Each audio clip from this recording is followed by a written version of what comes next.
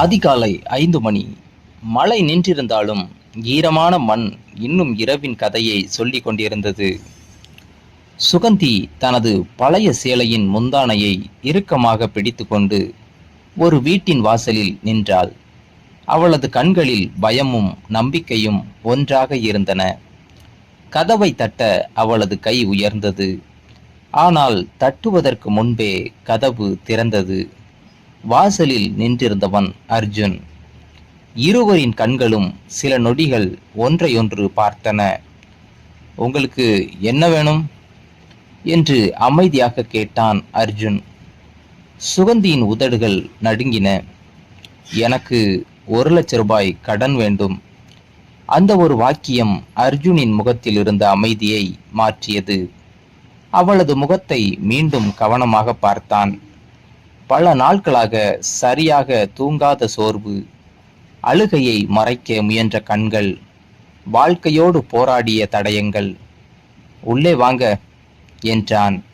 சுகந்தி உள்ளே வந்தாள்.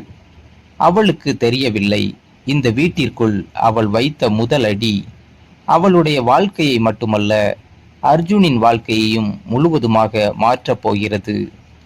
முன் வாசலில் நின்ற சுகந்தியின் கைகள் நடுங்கிக் கொண்டிருந்தன. இரவு முழுவதும் பெய்த மழையின் ஈரம் இன்னும் அவளது சேலையின் ஓரங்களில் ஒட்டி இருந்தது. ஒரு கையில் பழைய துணிப்பை, இன்னொரு கையில் மடித்து வைத்திருந்த சில ஆவணங்கள்.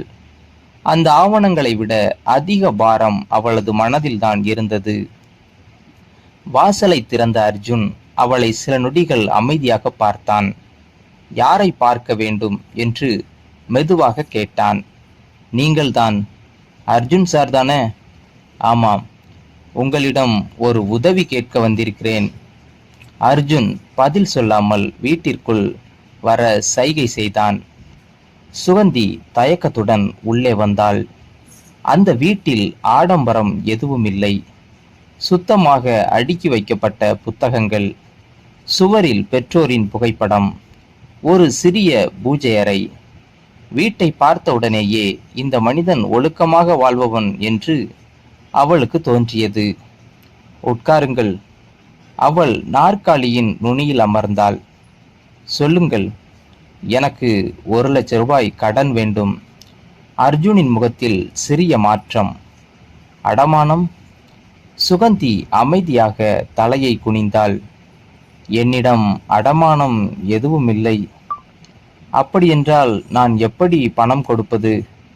சுகந்தியின் கண்கள் கலங்கின. எனக்கு தெரியும் சார், அதனால்தான் எல்லோரும் என்னை திருப்பி அனுப்பிட்டாங்க. ஆனா உங்களை பற்றி நல்ல விதமா கேட்டேன்.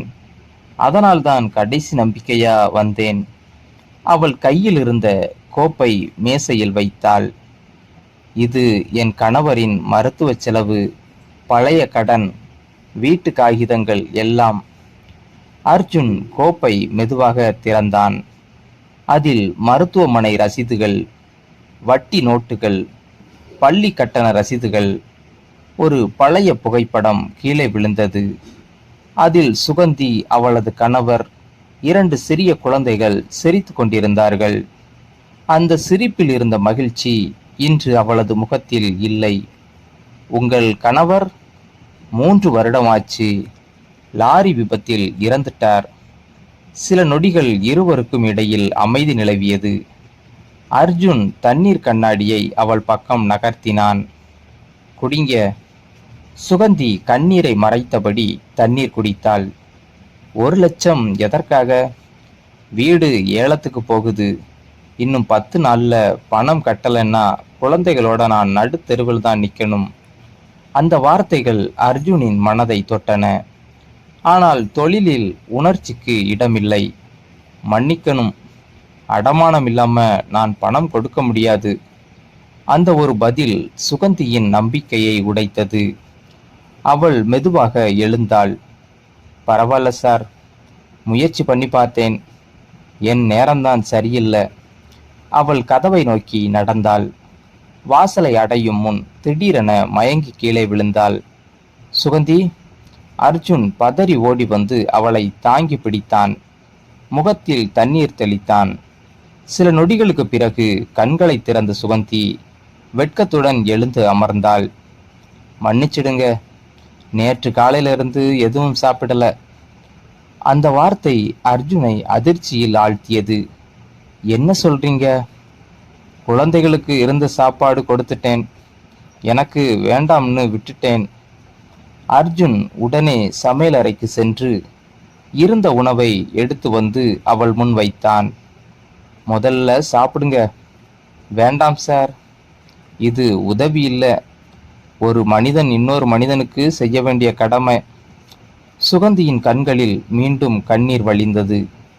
பல மாதங்களுக்கு பிறகு யாரோ ஒருவர் தன்னை ஒரு கடனாளியாக அல்ல, ஒரு மனிதராக பார்த்ததாக அவளுக்கு தோன்றியது. அதே நேரத்தில் வீட்டின் வெளியே நின்றிருந்த ஒருவர் ஜன்னல் வழியாக இந்த காட்சியை பார்த்து கொண்டிருந்தார். அவர் உடனே தனது கைபேசியை எடுத்தார். ஊர்ல பெரிய செய்தி கிடைச்சிருக்கு, இதை எல்லாருக்கும் சொல்லணும். அந்த ஒரு அழைப்பு சுகந்தியின் வாழ்க்கையை மீண்டும் புயலுக்குள் தள்ளப் போகிறது. அந்த ஒரு தொலைபேசி அழைப்பே மறுநாள் காலைக்குள் ஊர் முழுவதும் வதந்தியாக மாறிவிட்டது. அர்ஜுன் வீட்டுக்கே காலையிலேயே ஒரு பெண் போயிருக்கிறாளாம். கடன் வாங்கத்தானா, வேறு ஏதாவதுக்கா? தேநீர் கடை முதல் பேருந்து நிறுத்தம் வரை அதே பேச்சு. ஆனால் இதையெல்லாம் அறியாமல் சுகந்தி வீட்டிற்கு திரும்பினாள். வீட்டின் வாசலில் அவளது 2 குழந்தைகள் காத்திருந்தனர். அம்மா, பணம் கிடைச்சதா? சுகந்தி சிரிக்க முயன்றாள். இன்னும் கிடைக்கலடா, ஆனா கிடைக்கும், நம்பிக்கையை மட்டும் விடக்கூடாது. அந்த இரவு குழந்தைகள் தூங்கிய பிறகும் சுகந்திக்கு தூக்கம் வரவில்லை. வீடு ஏலத்துக்கு போனால் குழந்தைகளை எங்கு அழைத்து செல்வது, என்ன வேலை செய்வது என்று எண்ணங்கள் மனதை வாட்டின. அதே நேரத்தில் அர்ஜுனும் அமைதியாக இல்லை. சுகந்தியின் கோப்பை மீண்டும் எடுத்து பார்த்தான். மருத்துவமனை ரசீதுகள், வங்கி கடன், வீட்டு வரி எல்லாமே உண்மையாக இருந்தன.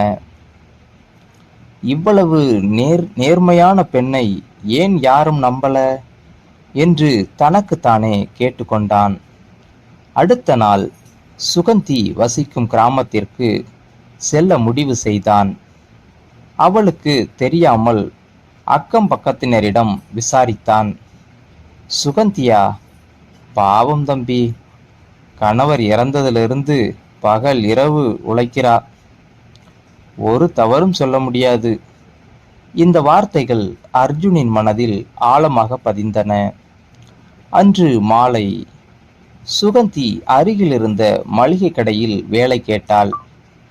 கடை முதலாளி அவளை மேலிருந்து கீழ் வரை பார்த்துவிட்டு, மாதம் 6000 தான் தர முடியும்.